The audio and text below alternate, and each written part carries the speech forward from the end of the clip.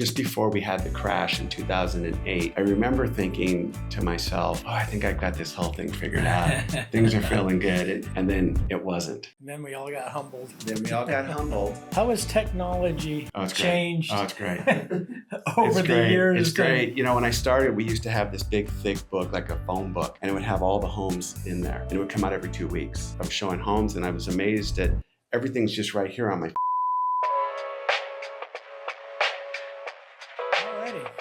Well, welcome to the Ram Family Podcast. Today I have a special guest, a dear friend of mine, Dan Kereczmen.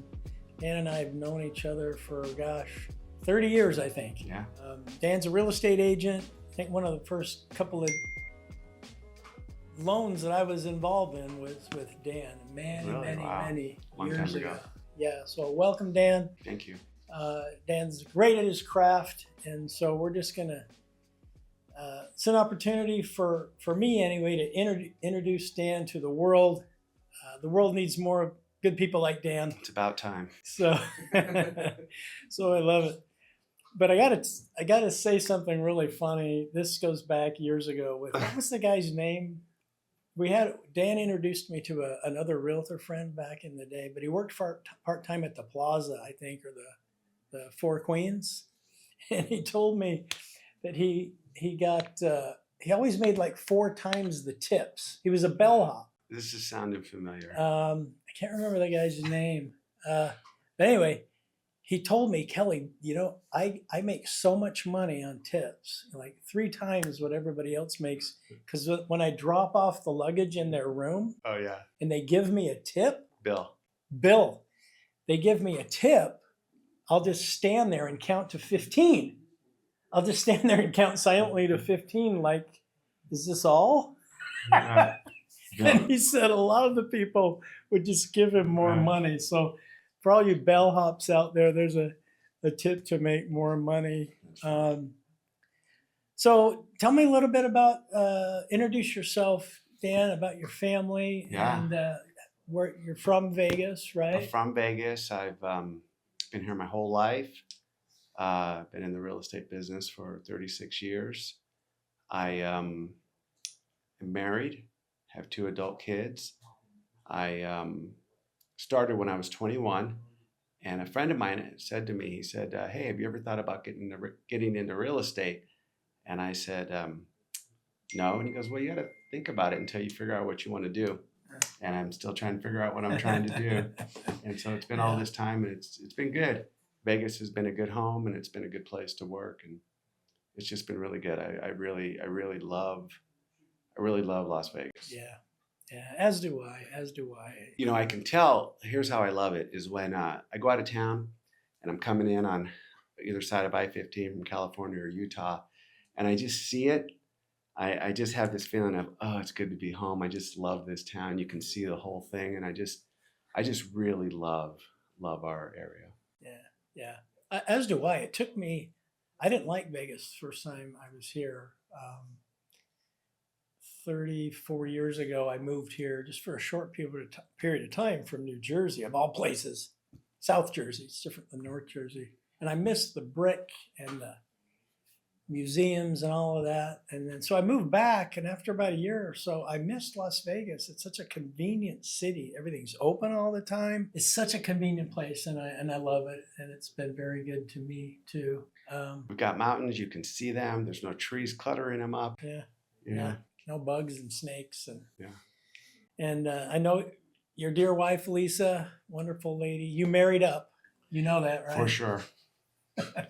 For sure. Yeah. She's also a native Las Vegan, and same thing. She grew up on the east side. I grew up on the west side, and so it's just been, it's been great.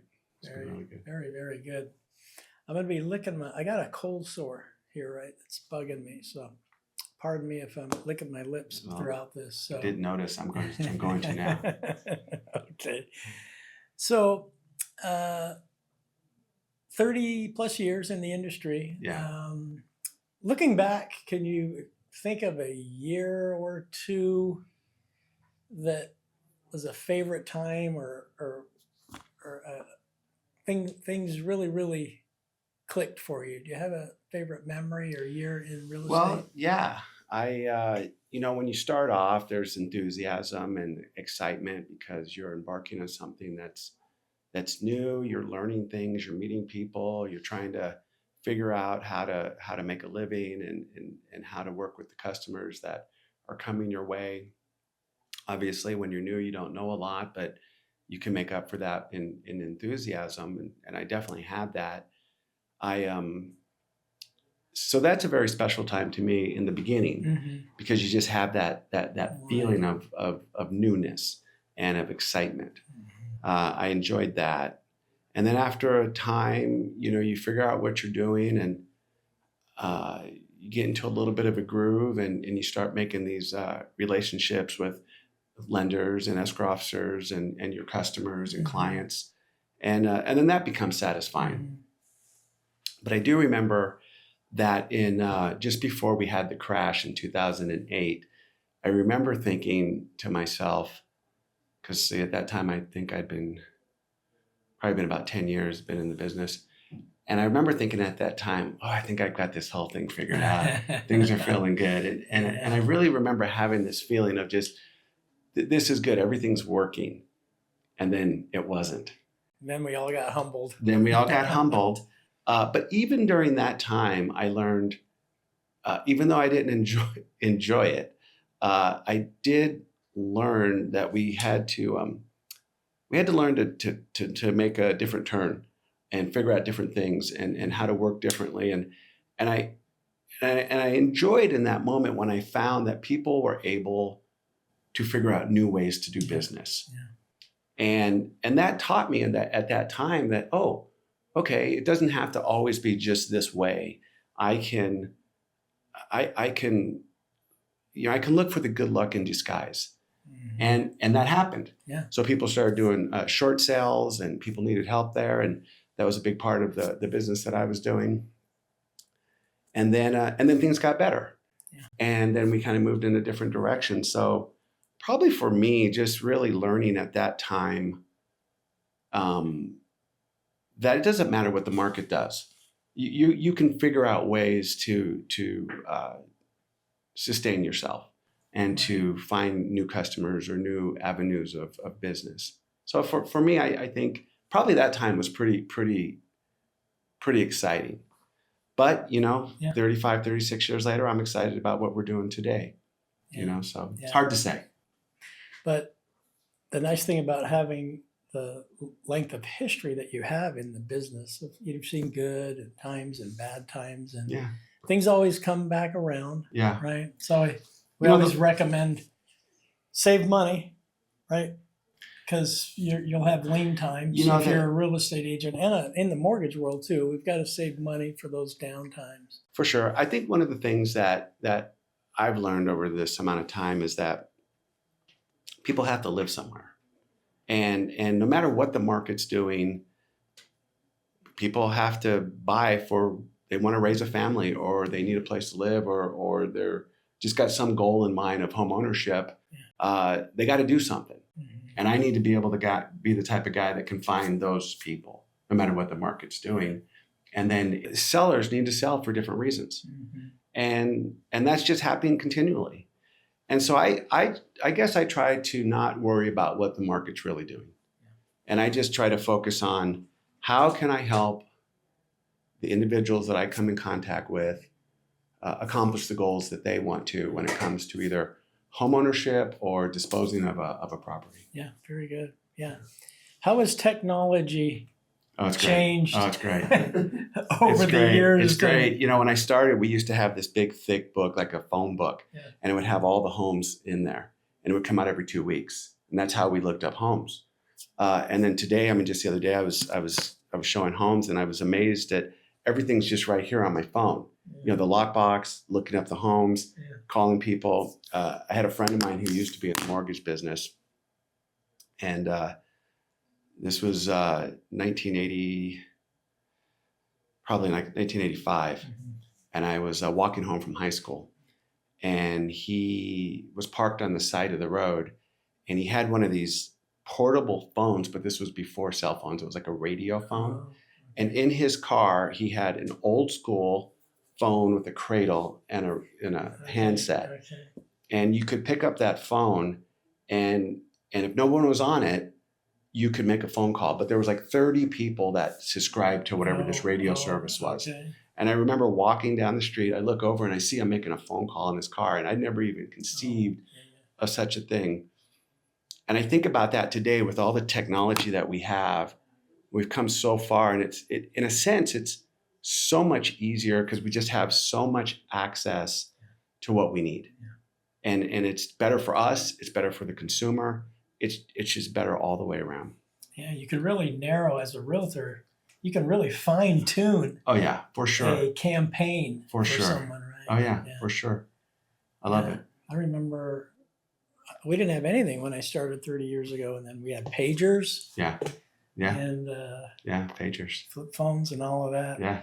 On a personal note, how has the real estate industry? How are you stronger and a better person, having been self-employed for that length of time, and how has it made you a better as an individual too?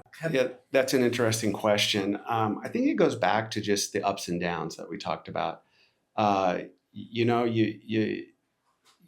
guess you learn to stop being so reactionary to things. Mm-hmm. You just realize that things always get better, Mm-hmm. and that you can control that better. Mm-hmm.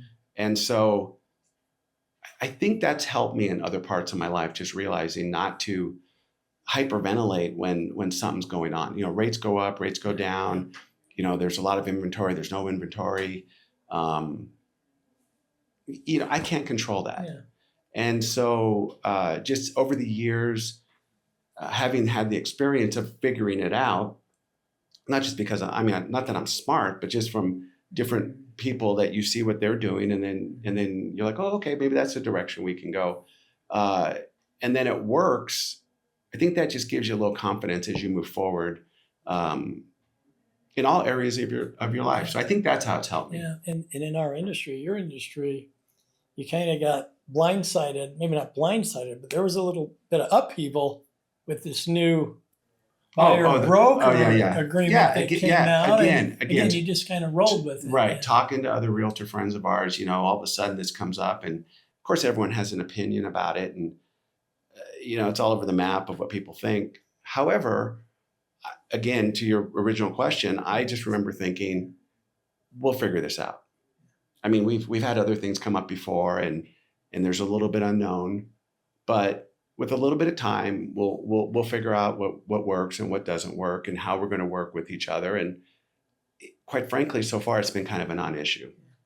One thing I've noticed in the way you work, Dan, I really appreciate and admire, is that you genuinely try to do the best thing for the buyer or seller. Sure. You're not motivated by money. No. We've got to get this done.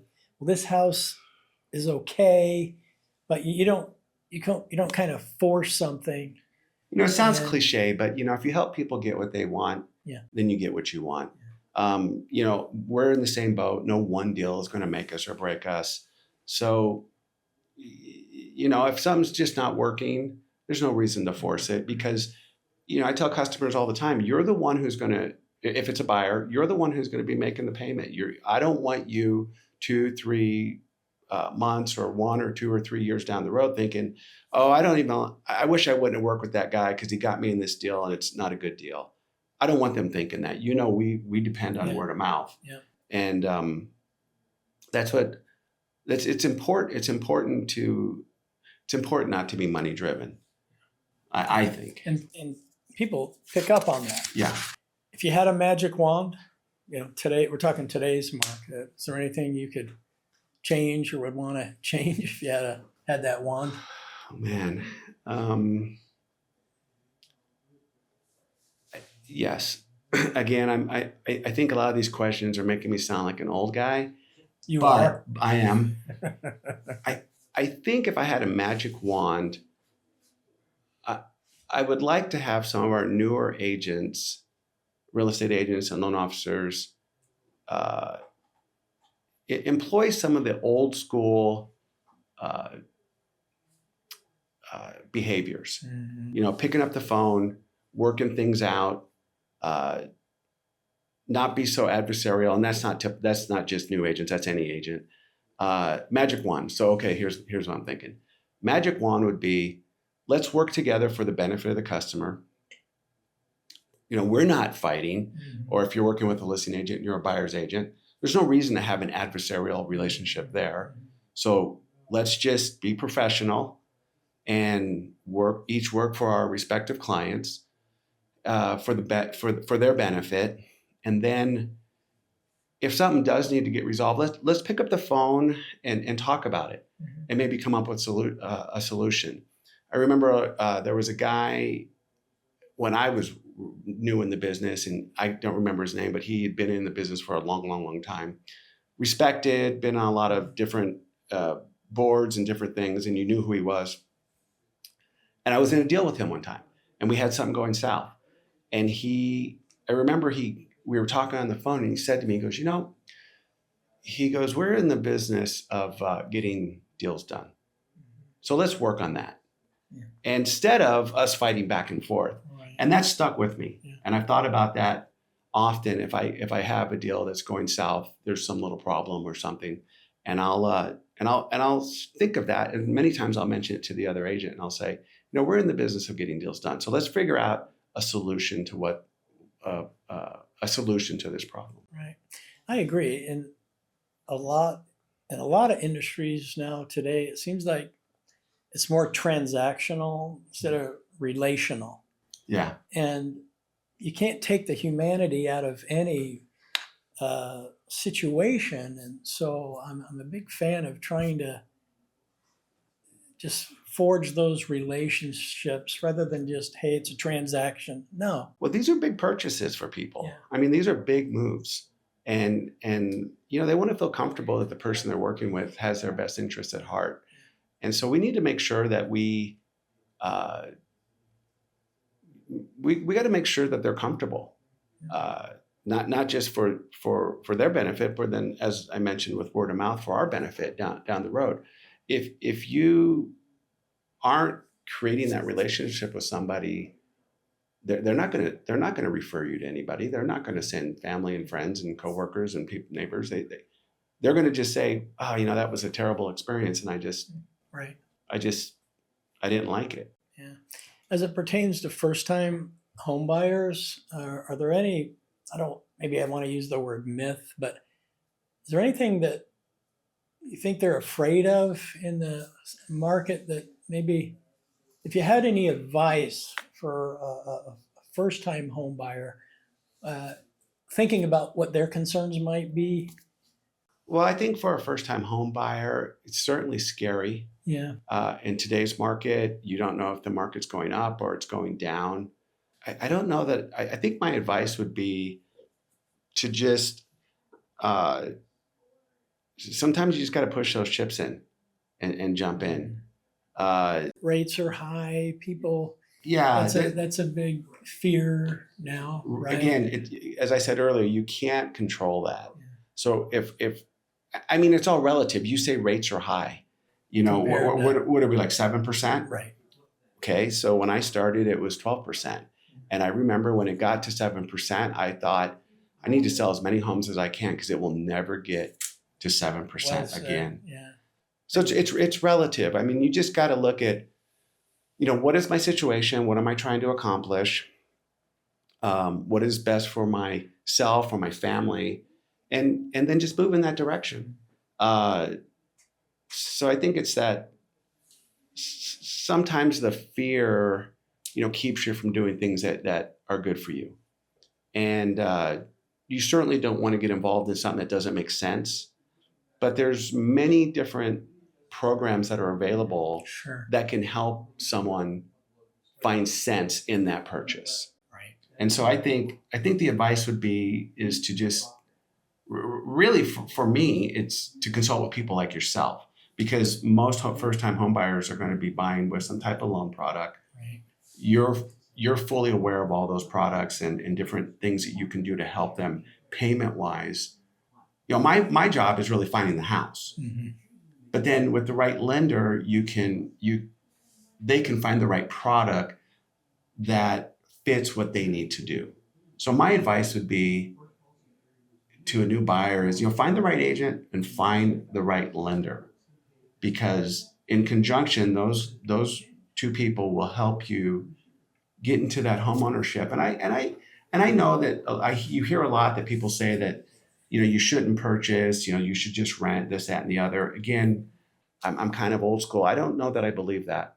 I believe that most people have that feeling inside that they want to have a home that's theirs, Sure. that they can start to put down roots. They don't have to worry about some landlord down the road saying, "Oh, hey, I'm doing something different with this property, and you're going to have to leave." So I think most people really do want to own their own home and have a part or a piece of that, really the American dream, so to speak. Most of the wealth in this country is in housing wealth. So I agree with you there.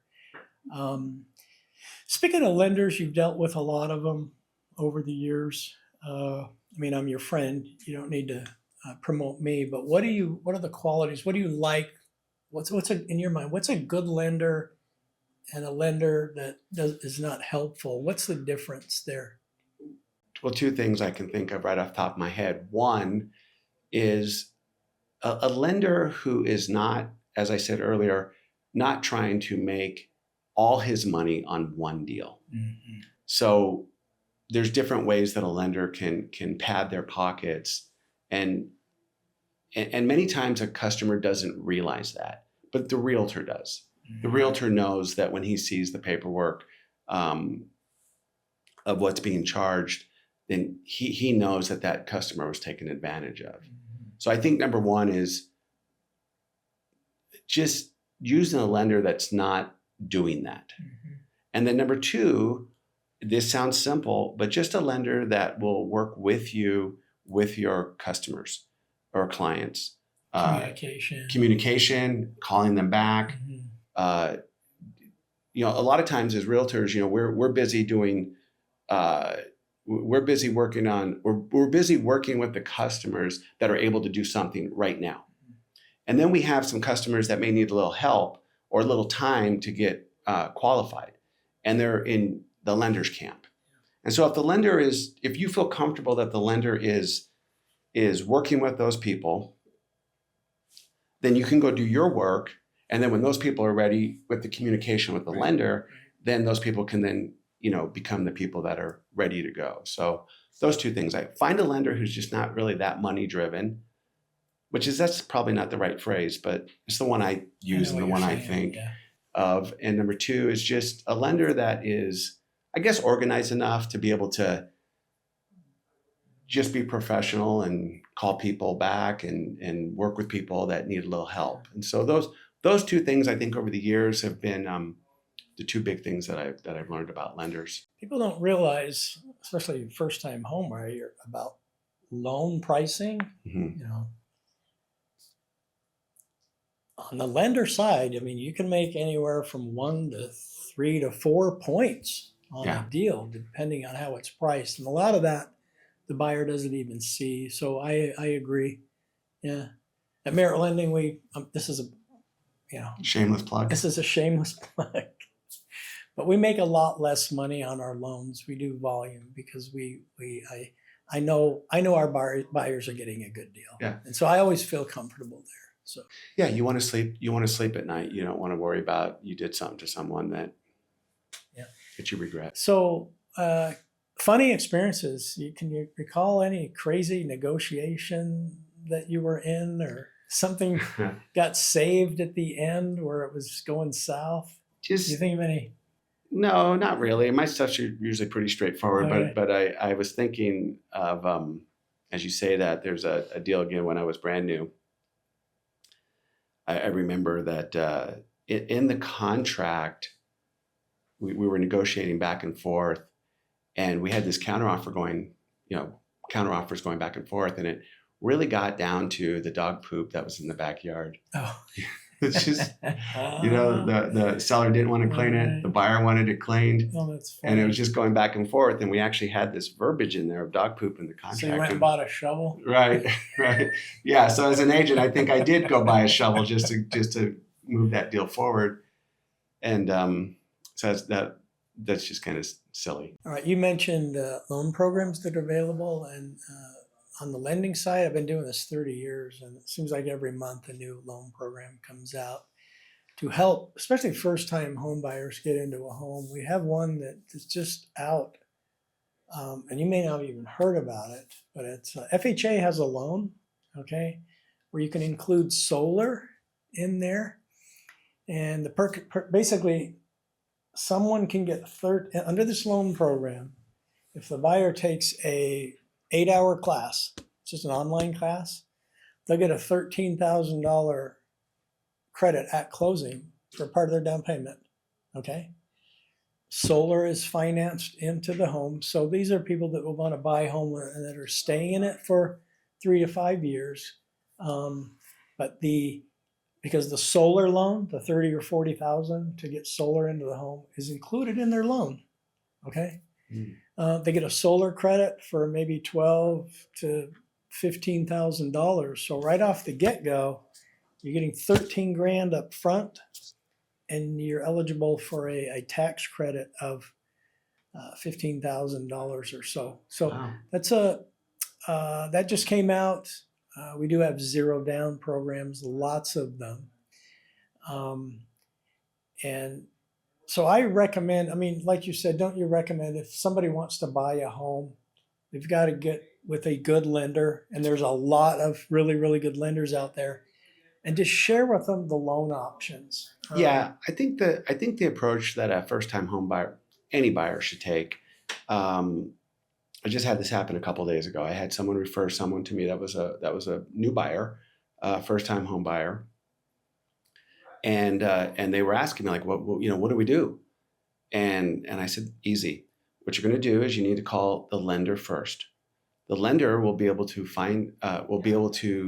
help you qualify for any of the different programs that they have. They'll ask you about your finances. They'll ask about where you work. They'll ask about credit, all that type of stuff, and they will fit your situation to a program. And so that's the very first thing that a buyer needs to do. Sometimes people get excited about looking at homes and they'll call a realtor, and someone inexperienced realtors will jump in the car with them and bang, they're looking at homes. Nobody even knows if these people are able to even buy. They're not even sure what amount that they qualify for. So the very first step is to talk to a lender, and make sure that you're honest with the lender. The lender's going to find out all your stuff via credit report and that type of thing. You can't hide anything. You just be honest with that lender, and it's much easier for that lender to get you a loan if they know up front some of the challenges that you may have. Really, I found over the years that most people that think that they don't qualify actually do qualify, but they're so scared about a process that they don't understand. But the lender can help them walk through that. Then once that's all done and they're confident that they qualify for, for whatever they qualify for, then they can get with the lender or the realtor, and then the realtor and the buyer can go out and start looking at homes that are in their price range. And just that's really the first thing to do is get with that lender. That's crucial. I always like to ask buyers too, what are your concerns? What are you worried about? Okay, because everybody has concerns about buying. And it's all about getting all of the data up front. Mm-hmm. And people underestimate how much data we need. Yeah. But sometimes they overestimate. Yeah. Like we had a lady last week, what do you need my social security number for? Yeah. I mean, seriously, you're not buying a car. You're not going down to get some furniture. You're financing a home. And so I try to prepare people. And I know realtors want to stay in their lane, say, hey, don't just go get pre-approved. but we have to really drill deep into income, assets, and credit. And sometimes the underwriting process can be intimidating, but we don't make the rules as a lender. And I explain that to people. Everywhere in America, the underwriting rules are the same because the underwriting rules are determined by Fannie Mae, Freddie Mac, Ginnie Mae for FHA and VA.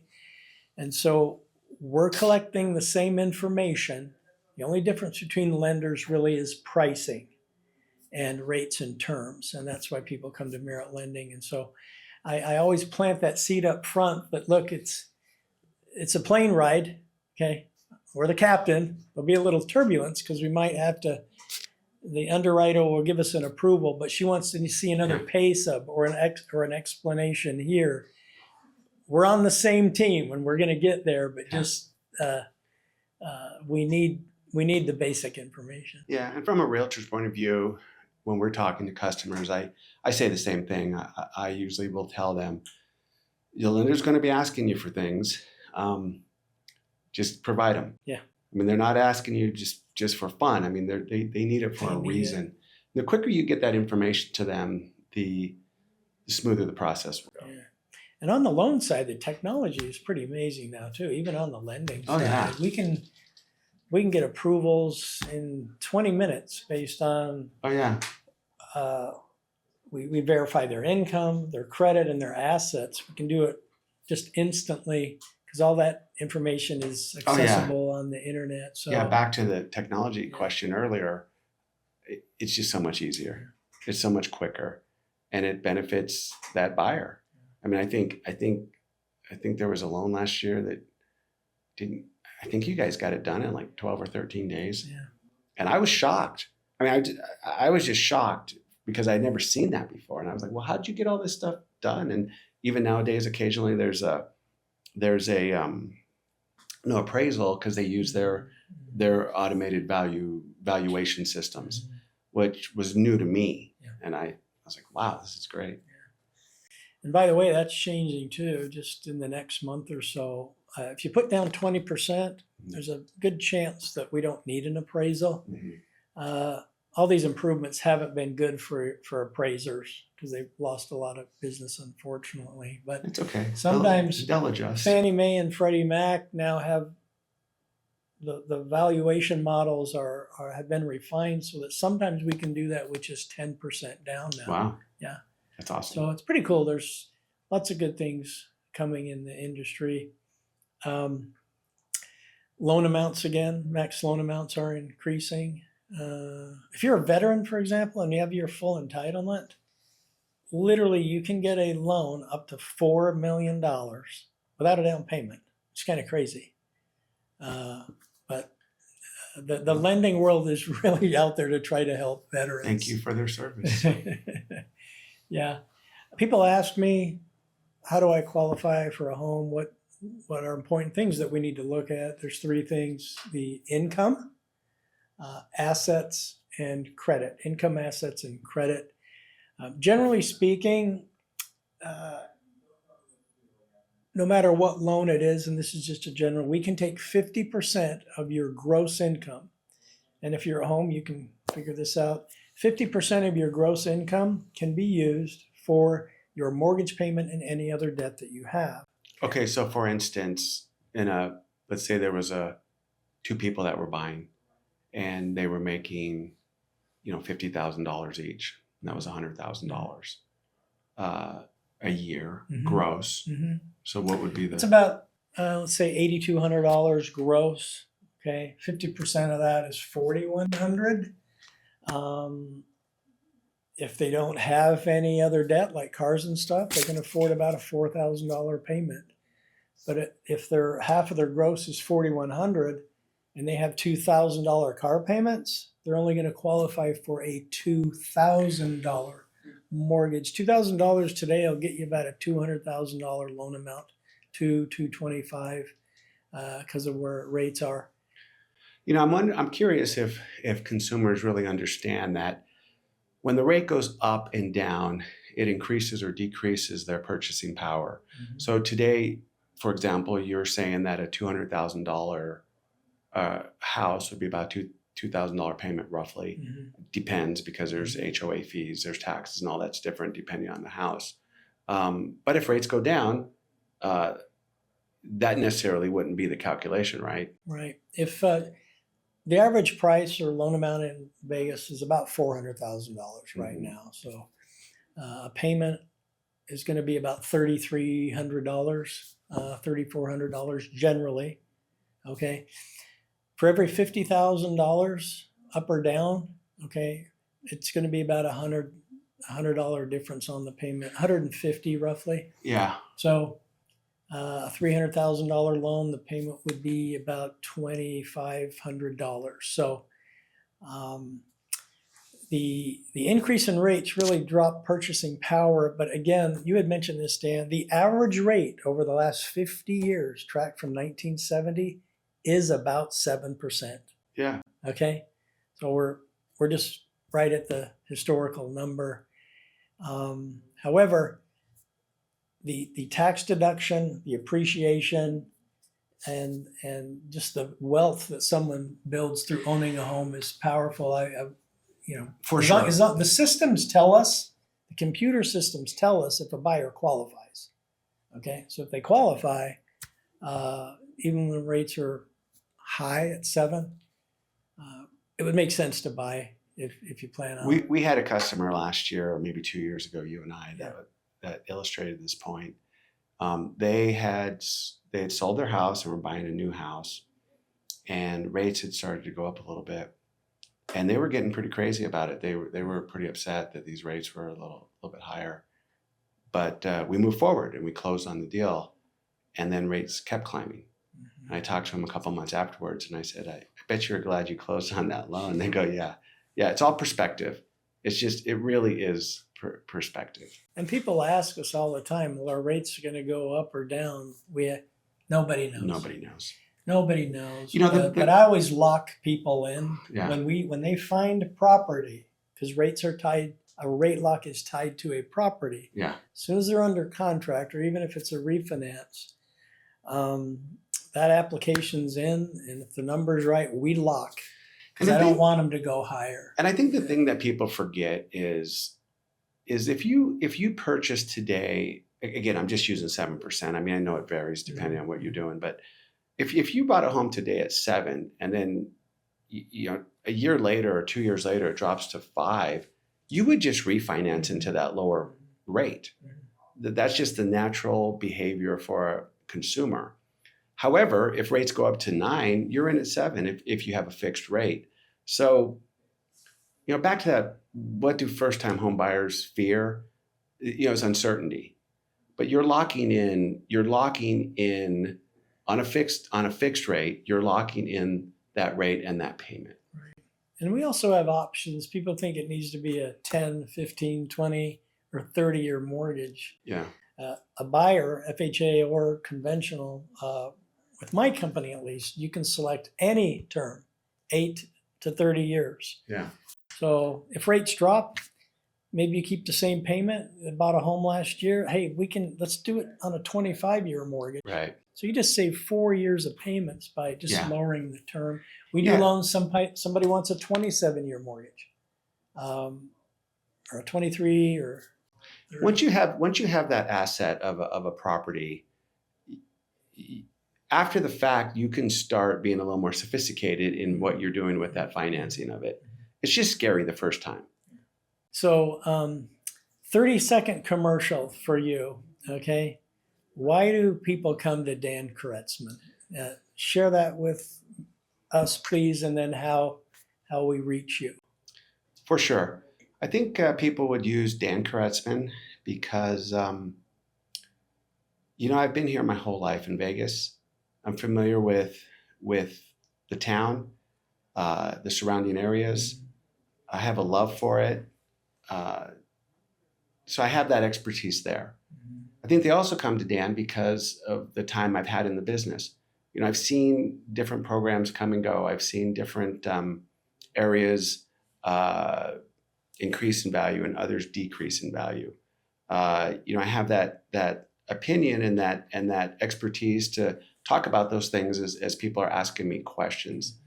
As we mentioned earlier, I think people come to Dan Kereczmen because, again, I'm not money driven. Many people think, I hear this all the time, and it's one of these little things that drives me crazy, is someone will say, oh, well, you just want a higher price because it's more of a commission. Nobody thinks that. You know, no one ever thinks of calculating out a certain percentage because the house is $5,000 more. No, that's just that we just don't think that. As I said earlier, people come to Dan Kereczmen because they know that, or I don't know if they know this, but they'll find out that we will help them take care of what they need to have taken care of. And we know that we'll be taken care of if we help them. So we're not going to put anybody in anything that they're going to be uncomfortable with. Thank you. All right. Well, thanks again, Dan, You for bet. joining us on the Graham Family Podcast. Yeah. We say family because I consider all of my I know. all I of saw our that. realtor friends I and saw that. loan officers. We're just a family. I saw that and I wasn't quite sure. I thought, is this what I think it is? Yeah. No, we're not going to talk about my grandkids. Or, Right. I wasn't sure. although they're amazing. Yeah. Thank you.